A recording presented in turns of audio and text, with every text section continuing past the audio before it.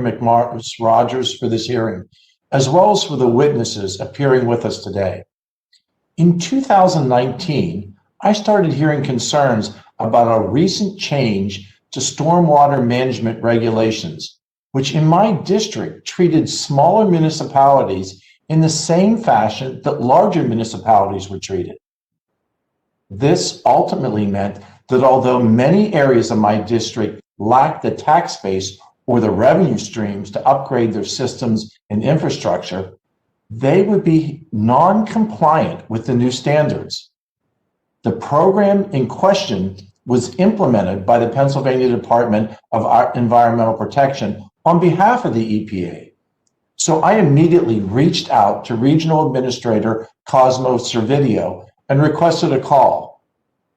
Not only was the Regional Administrator responsive to our concerns, but offered to join me for a roundtable discussion with all principals in my district.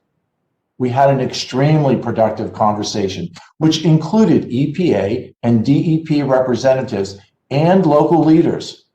And we ultimately left with, so importantly, a plan of action that everyone was comfortable with. Today, we've heard a wide range of views on the Trump EPA policies. But when it really mattered to my constituents, they showed up. The regional administrator himself came to my district. He listened and he offered reasonable solutions. That is what leadership at the EPA actually looks like. Chairwoman DeGette, before I ask my questions, I would like to offer an article for the record titled, "One Trump-Era Notion Biden May Want to Embrace. Independent regulators should analyze the costs and benefits of new rules like executive agencies do," for the record. The gentleman shall submit his article to staff, and then we will admit them all at the end of the hearing. Thank you, Chair DeGette. During the Trump administration, the Justice Department released a memorandum to the White House that clears a path for improved decision-making by independent regulatory commissions. The opinion concludes that presidents may direct independent agencies to comply with Executive Order 12866, an executive order issued by President Clinton in 1993 and reaffirmed subsequently by both Republican and Democrat presidents since.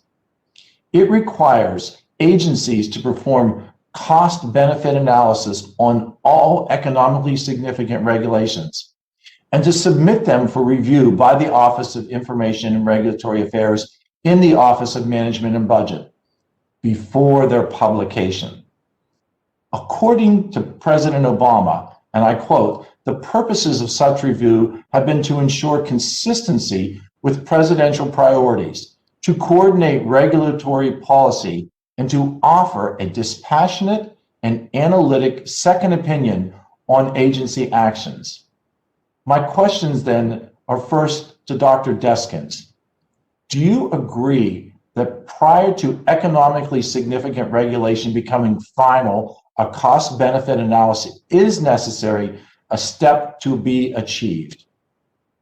Absolutely, I could not agree more. I mean, cost-benefit analysis is a foundational cornerstone of economics and public policy analysis. It's imperative that we fully understand all the benefits and all the costs of the policy before we move forward. Not to Well, it's hard for me to even speak to that because it's so fundamental. I mean, I've literally taught even undergraduate level public policy analysis, and we devote an entire section of the course to cost benefit analysis to ensure that we have fully informed decision making.